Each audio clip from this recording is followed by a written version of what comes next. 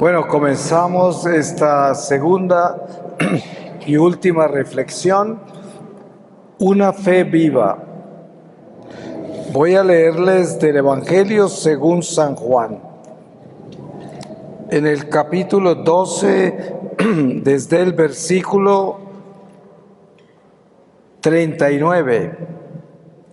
No podían creer porque también había dicho Isaías: ha cegado sus ojos, ha endurecido su corazón, para que no vean con los ojos, ni comprendan con su corazón, ni se conviertan, ni yo los sane. Jesús dijo esto porque vio su gloria y habló de él. Isaías dijo esto porque vio su gloria y habló de él. Sin embargo, aún entre los magistrados, muchos creyeron en él, pero por los fariseos no lo confesaban, para no ser excluidos de la sinagoga, porque prefirieron la gloria de los hombres a la gloria de Dios.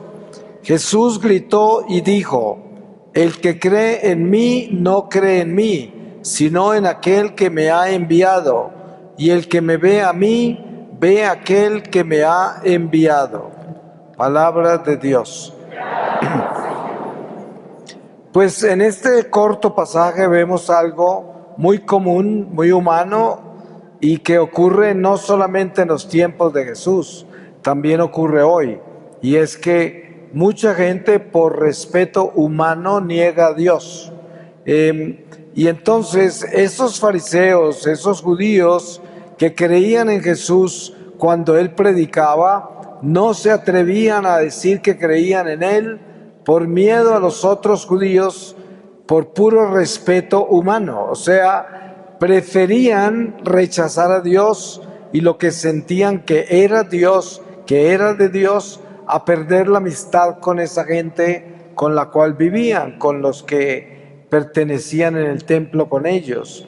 Pero miren que hoy, en el mundo en que vivimos hoy, tenemos mucha gente que es así de la iglesia. Hay padres de familia que para mantener la amistad con los hijos no les tocan el tema de Dios, no testifican de Dios, ignoran a Dios y se ponen de acuerdo con ellos con graves pecados para no perder su amistad. Y esto ocurre muchas veces, es muy común, el respeto humano. Por eso, cuando nosotros entendemos la diferencia tan grande que hay entre el respeto humano y el temor de Dios, entonces podemos localizarnos bien para saber a dónde pertenecemos. Porque muchas veces crecemos en una cultura familiar y social y en los lugares donde nos hemos educado y hemos crecido entre gente que no es muy sincera, que es muy hipócrita, que vive de las apariencias, que es vanidosa. Entonces no nos desarrollamos, no crecemos en la verdad y nos acostumbramos a vivir una vida de mentiras. Y entonces la iglesia también se convierte en eso, en un mundo falso. Y le tratamos de mentir a Dios mismo, porque estamos engañando a todos, a nosotros mismos. Al único que no podemos engañar es a Dios, porque Él no podemos engañarlo. Pero sí nos damos cuenta lo fácil que es vivir en un mundo falso. Por eso una fe viva es vivir la realidad del compromiso, la unidad con Dios. Nosotros todos, para poder tener vida en Dios, tenemos que hacernos uno con Jesucristo. Ustedes se dan cuenta que en la iglesia es muy común encontrar hoy gente de la derecha, que son los súper ortodoxos, conservadores, tradicionalistas, que creen que todos los demás están errados y son inferiores a ellos y menos santos que ellos. Y luego tenemos los de la izquierda, que son los progresistas, liberales, que para ellos todo es permitido, que no tienen ningún problema con nada, ni con el aborto, ni con el LGBT, ni con el feminismo, ni con todos los ismos de este mundo. Pero cuando nosotros entendemos qué es un cristiano, dónde está nuestra fe cuando está viva, nos damos cuenta que no somos ni de la derecha ni de la izquierda. Somos cristocéntricos, del centro de Cristo. Ahí es donde pertenecemos. El Señor no tiene lados, el Señor es la verdad y la vida, el camino. Y cuando somos de Dios, no pertenecemos a nada más que a Dios. Por eso se dice que debemos ser cristocéntricos. El centro de nuestra vida debe ser Cristo, no la derecha ni la izquierda. Nosotros no somos llamados a ser esos ultraconservadores o ultraliberales. Somos llamados a ser cristianos, verdaderos cristianos. Gente que está en la sencillez, en la sinceridad de una conversión que busca a Dios en todo. Esa es una fe viva. Cuando yo estoy mirando a Dios, cuando yo aprendo a descubrir a Dios en todo. Ustedes saben que cuando una persona verdaderamente está descubriendo a Dios en todo, la forma de uno saber eso es que esa persona tiene una virtud que otros no tienen, y es esa persona conoce la gratitud, es grata, porque como descubre a Dios en todo, tiene la gratitud con Dios porque lo ve en todo y sabe que Dios actúa en todo y glorifica a Dios, le da gracias a Dios, entiende el don de la vida, entiende todo y por lo tanto es una persona grata con todos, porque también entiende que todos son un don de Dios. Eso es una riqueza muy grande, porque es la riqueza espiritual. Cuando aprendemos a descubrir que Dios nos da todo y por lo tanto sentimos ese agradecimiento y empezamos a apreciar a todo y a todos. Miren ustedes que no en vano, cuando Jesús habla del primer mandamiento y resume todos los otros mandamientos en amar al prójimo como a nosotros mismos, y en esos dos mandamientos resume el decálogo de la ley, tenemos que pensar cómo es que llega hasta allá el Señor. Y descubrimos algo muy importante, y es que el prójimo es para nosotros la corrupción o la purificación. Nosotros por medio del prójimo nos purificamos y nos santificamos o nos corrompemos. Y por eso es tan importante descubrir al prójimo. ¿Quién es el prójimo? El prójimo es nada menos que Dios presente entre nosotros. Por eso la palabra dice, si no puedes amar a tu hermano a quien puedes ver, ¿cómo me puedes amar a mí que no me puedes ver? Así que todo comienza en lo más básico, en lo más elemental. El prójimo está inmediatamente accesible a mí, ahí lo tengo. Y esa es la prueba del amor de Dios en mi vida. Si yo aprendo a perdonar al prójimo, lo aprendo a amar. Es como cómo se purifica y se santifica un matrimonio. De la única forma que un matrimonio se santifica y se purifica es por medio del perdón.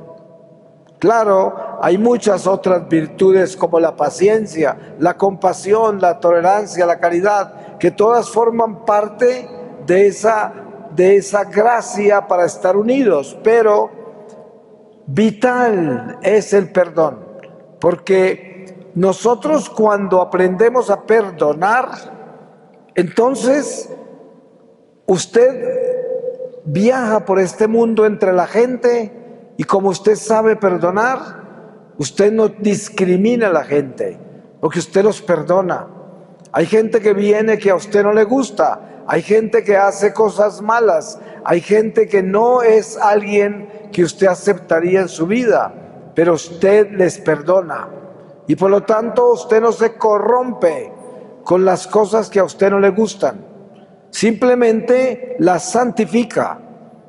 Porque en este mundo encontramos gente mala y gente buena, gente mediocre, gente que no se sabe ni qué es.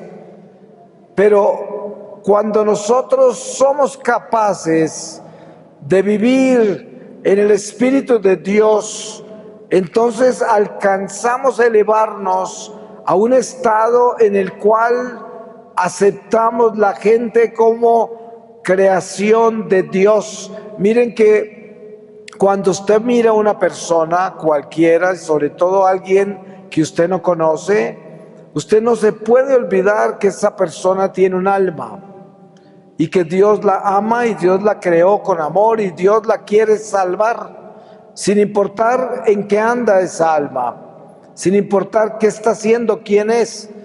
Por eso cuando usted ve en la calle un hombre borracho tirado en la calle, usted no puede decir que ya se acabó, porque si está vivo, Dios no ha terminado con él todavía. Y por eso uno tiene que saber que Dios se va hasta el final con nosotros, hasta el último suspiro.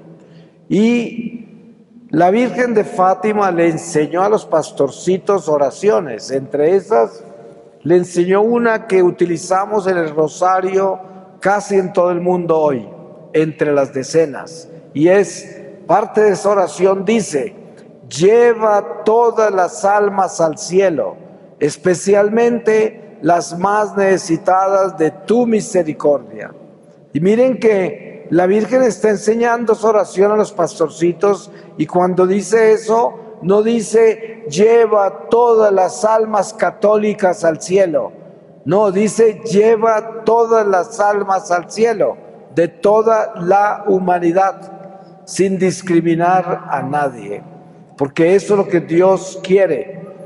Dios nos crea a cada uno de nosotros, al indígena que está por allá en la selva, al musulmán, al hindú, al budista, al católico, a todo el que está por ahí, a ese que dice no creer en Dios, pero todos son hijos de Dios y Dios quiere que se salven.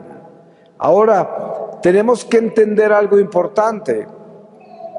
Nosotros somos el pueblo de Dios, pueblo escogido, separado y predestinado, pero no superiores a nadie.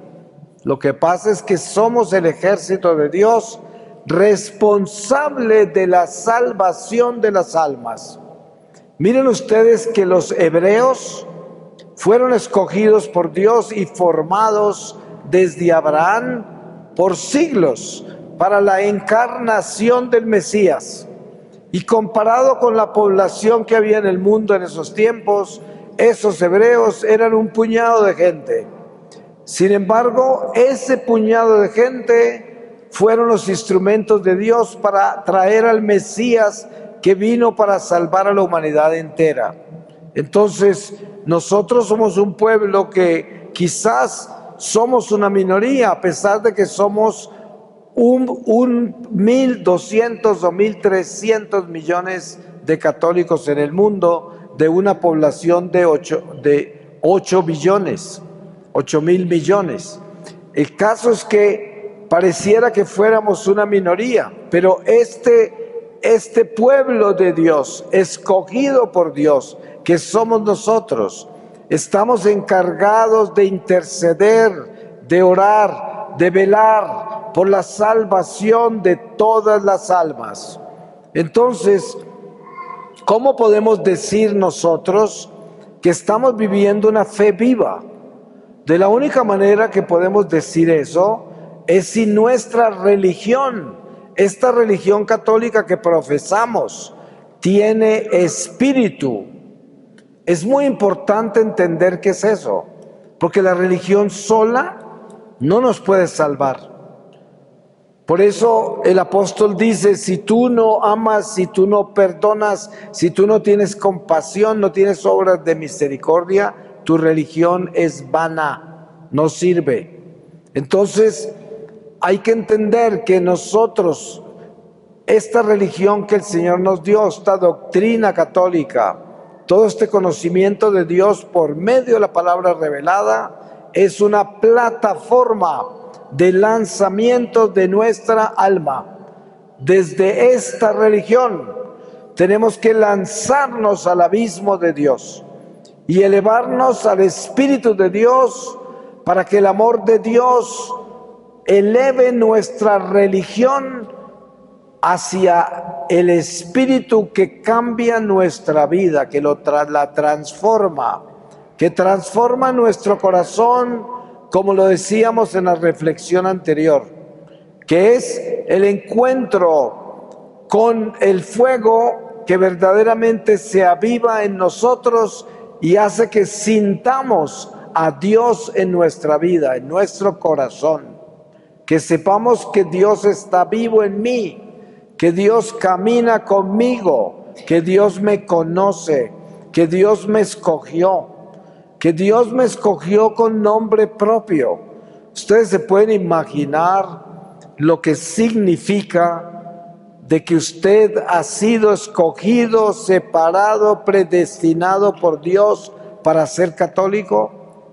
Eso es algo extraordinario. Usted está sentado ahí y el Señor lo conoce con nombre propio. A uno le queda muy difícil entender eso desde la razón, porque somos billones y billones y billones de seres humanos que hemos pasado por esta tierra desde que el Señor nos creó. Y sin embargo, Dios conoce a cada uno de nosotros.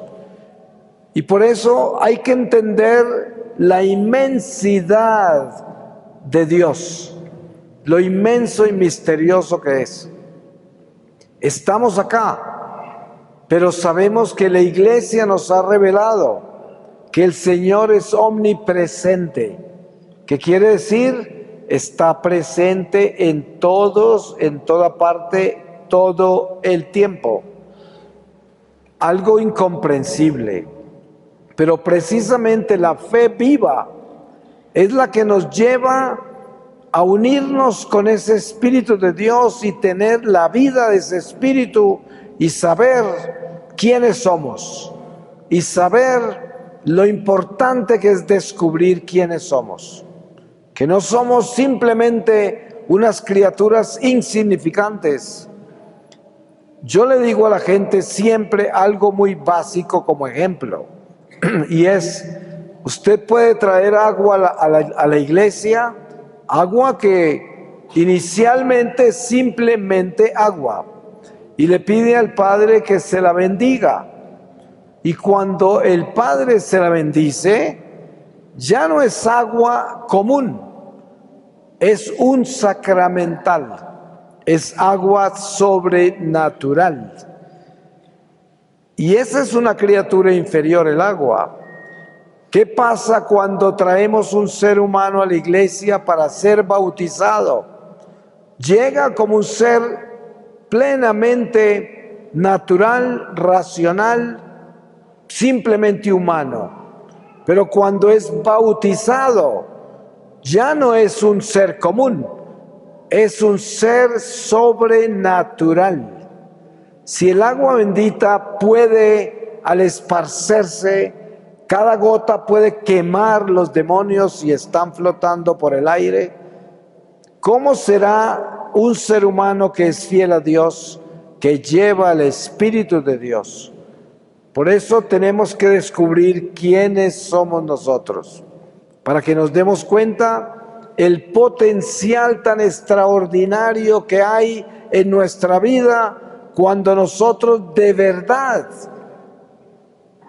llevamos a cabo la obra para la cual Dios nos creó, para ser instrumentos de la luz, del reino de la luz, porque estamos en el mundo de las tinieblas, Este mundo es un mundo caído.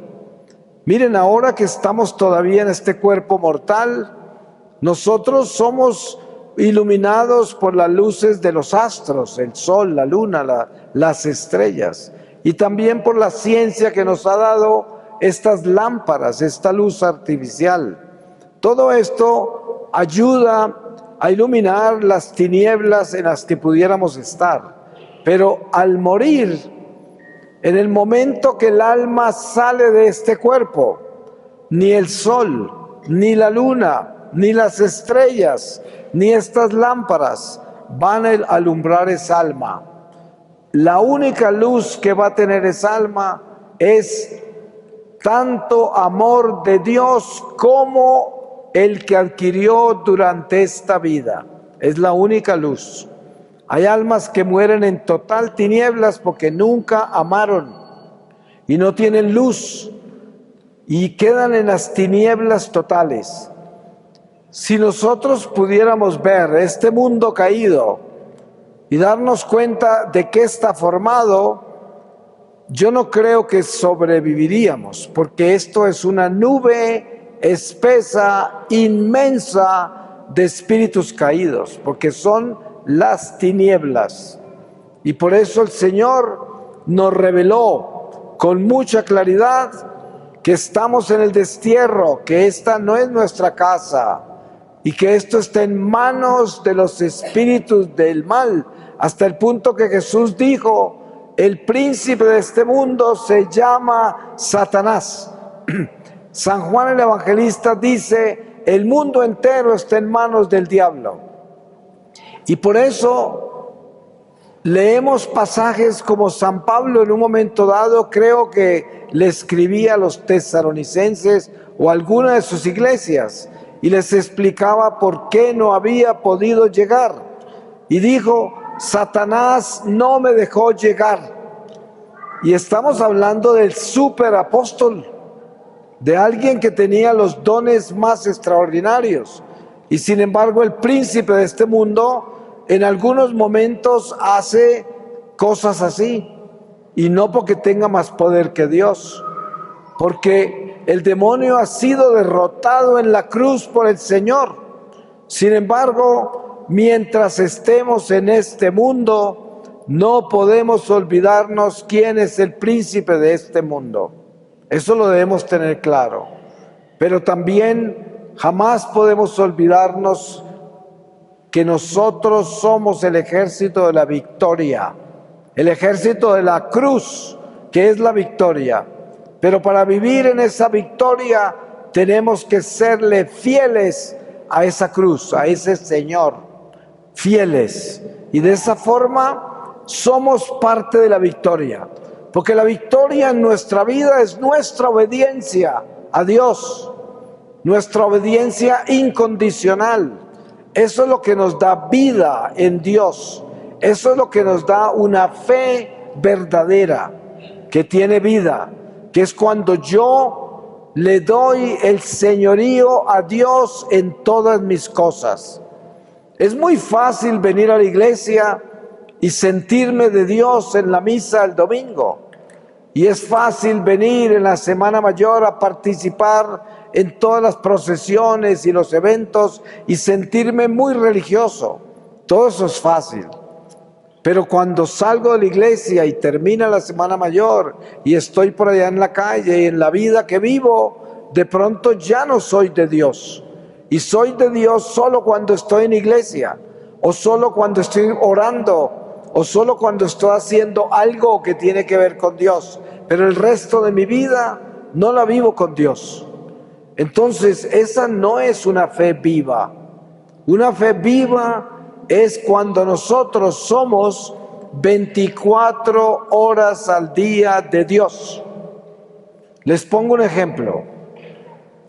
Un esposo fiel, cuando viaja lejos de su familia, siempre en su corazón tiene a su familia. Siempre, donde esté. Esa esposa está en su corazón, esos hijos están en su corazón. No tiene que hacer ningún esfuerzo para serle fiel a la esposa, porque es tan natural en él la fidelidad. Y es una unión con esa familia, donde quiera que esté. Pues eso es lo que debemos ser nosotros con Dios, porque nosotros estamos en un matrimonio con Dios por el bautismo. Y por eso donde estemos haciendo lo que hacemos, sin importar a dónde nos fuimos, siempre debemos estar con Dios, como ese esposo con la esposa y la familia, en una unidad, uno con Dios todo el tiempo, y así no vivimos una doble vida. Así no somos simplemente religiosos que sentimos a Dios cuando profesamos nuestra religión, sino que somos de Dios todo el tiempo. Y ahí nuestra fe está viva. Y es muy hermoso vivir así, porque cuando usted le da el señorío a Dios, Dios reina en su corazón. Por eso San Pablo llega a decir eso: ya no soy yo el que vive, sino Cristo que vive en mí. Eso es un encuentro con una realidad celestial que Dios quiere que todos alcancemos en vida, en esta vida, no después. Ahora es cuando debemos encontrar lo importante que es convertirnos en uno con Dios. Y con esto no quiero decir convertirse en un fanático religioso ni en una persona obsesionada con Dios, nada de eso, sino en una persona absolutamente normal, tan normal como ese esposo fiel, que simplemente ama, es fiel y vive en lo que vive, es ese hogar y es su vida. Y así es como debemos vivir nuestra vida con el Señor, con esa sencillez, con esa humildad, con esa capacidad de ser lo que Dios quiere que seamos. Personas fieles, personas obedientes, personas caritativas, personas pacientes, personas de Dios. Y esta es la fe viva, esa es la fe viva.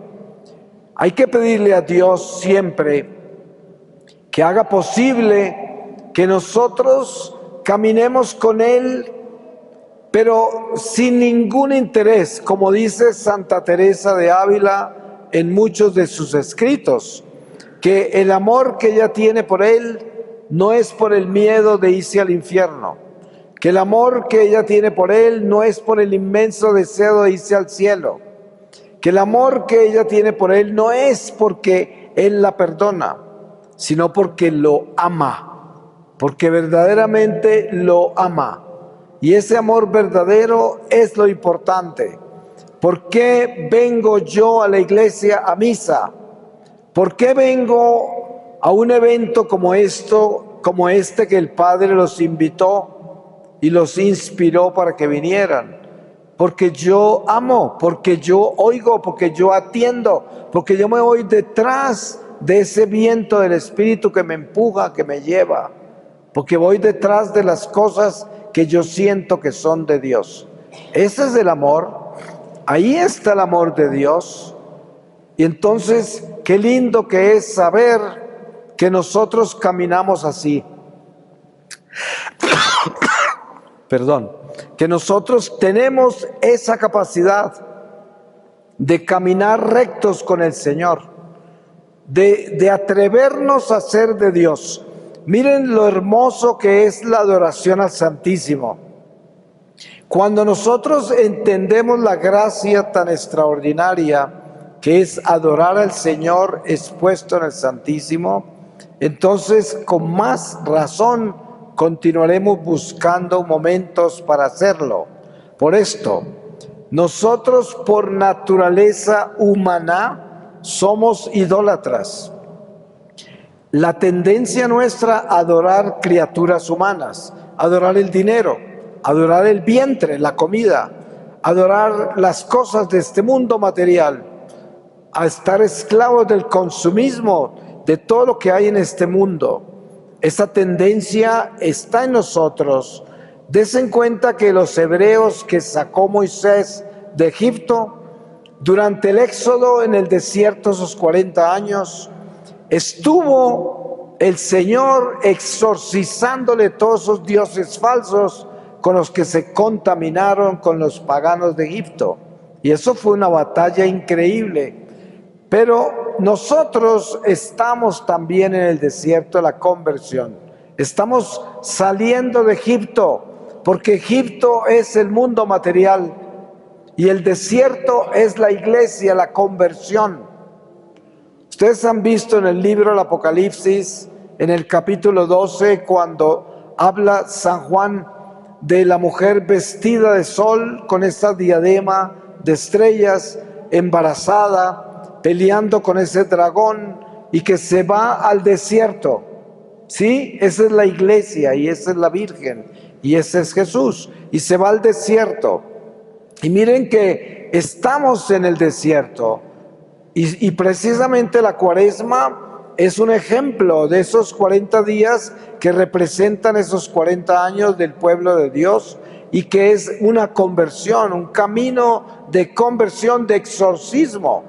Entonces la adoración al Santísimo hace que cuando usted llegue a visitar al Señor, el Señor va a exorcizarle todos sus dioses falsos, porque Él es el Dios verdadero. Y en su presencia no queda un solo Dios falso, porque usted se fue a darle el señorío a Jesús. Si usted va a visitar al Señor y el Señor está expuesto ahí, usted lo que está haciendo es que usted le está dando el señorío al Dios verdadero, al Dios de verdad. Miren, les pongo un ejemplo del poder que eso tiene. Jesús, dentro de todas las pláticas con los fariseos y con todos los judíos, una vez les dijo: la reina del sur los juzgará. Y la reina del sur era una mujer, una reina que viajó desde muy lejos, llena de regalos para honrar la sabiduría de Salomón. No a Salomón, la sabiduría de Salomón. Y ella, que no era judía, que no conocía a Dios, sin saberlo, honró al Dios verdadero. ¿Y cómo sería el acto tan grande de honrar a Dios? Que esa mujer, el Señor reveló que iba a estar en el cielo y que iba a juzgar a esos judíos que conocían a Dios y que sin embargo no le obedecían. Pero esta mujer se santificó por honrar al Dios verdadero. ¿Se imaginan nosotros que sí conocemos a Dios, que tenemos el Espíritu de Dios?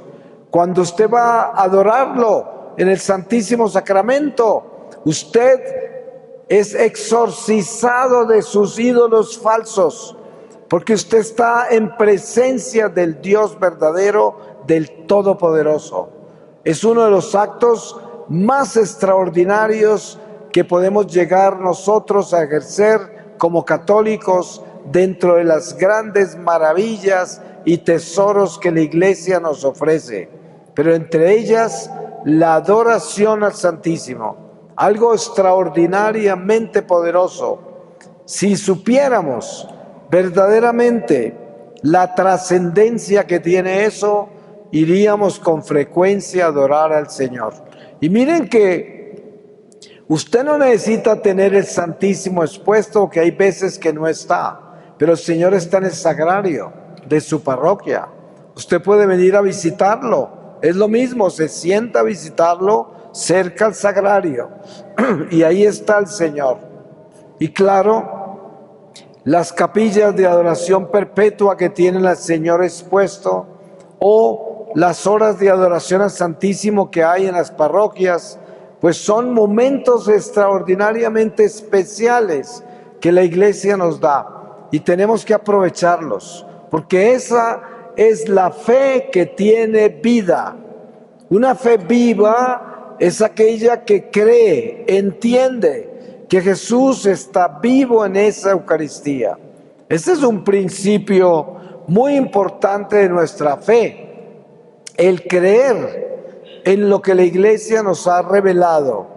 Ustedes saben que nosotros estamos construidos en una iglesia que tiene como cimientos el depósito de fe, que es la misma palabra de Dios, los dogmas que la iglesia ha concebido como fundamento de nuestro caminar, porque para ser católicos de verdad y vivir una fe viva, usted tiene que creer en todos los dogmas de la iglesia. Y de esa forma usted está profesando una fe de verdad. Ustedes saben que el domingo levantamos la mano y decimos, esta es nuestra fe, esta es la fe de la iglesia que profesamos. Y estos juramentos que hacemos, estamos testificando que todo lo que la iglesia nos revela y nos enseña es algo que nosotros creemos, que creemos 100%, no a medias. Yo creo firmemente que existe el purgatorio. Yo creo firmemente que existe el infierno. Yo creo firmemente que existe el cielo. Yo creo firmemente que existe el juicio ante el Señor. Yo creo firmemente que si yo camino con Jesucristo no muero, sino que me transformo al final de esta vida y tendré vida eterna. Yo creo que existe el demonio, que existe el pecado. Creo. Y todo esto que yo creo hace que yo sea una persona que está viva en su fe. Que la fe no es simplemente una historia sagrada, una historia religiosa. Que la fe es mi espíritu, mi vida, mi ser. Es todo, son las fibras en las que estoy construido como ser humano. Esa es mi fe. Y esa es una fe real. Y miren lo lindo que es uno poder testificar su fe a cualquiera. ¿Cuántas veces no estoy yo en un avión, en un tren, en un camión, en un barco?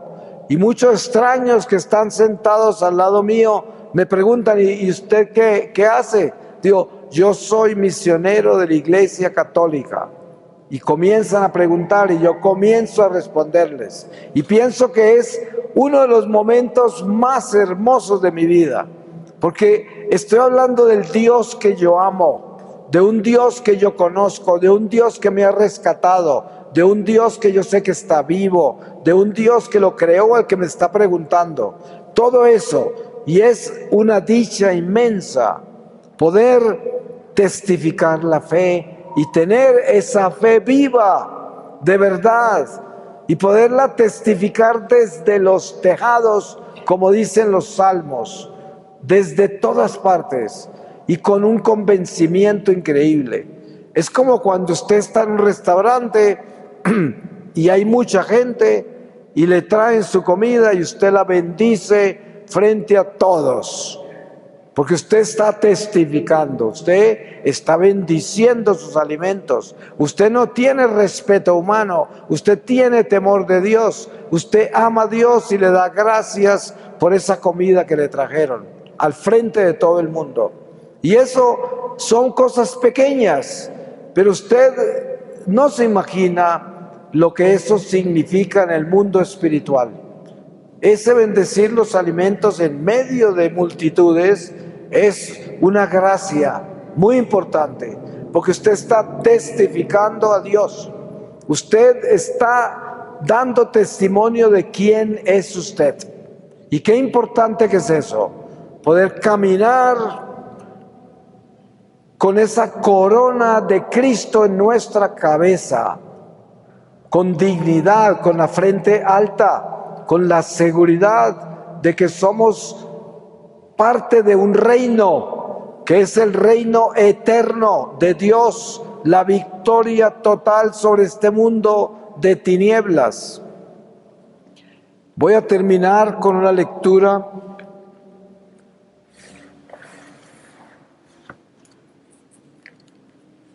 y les voy a leer de la epístola a los Colosenses, en el capítulo 4, desde el versículo 2. Sed perseverantes en la oración, velando en ella con acción de gracias. Orad al mismo tiempo también por nosotros, para que Dios nos abra la puerta a la palabra y podamos anunciar el misterio de Cristo, por cuya causa estoy yo encarcelado, para darlo a conocer, anunciándolo como debo.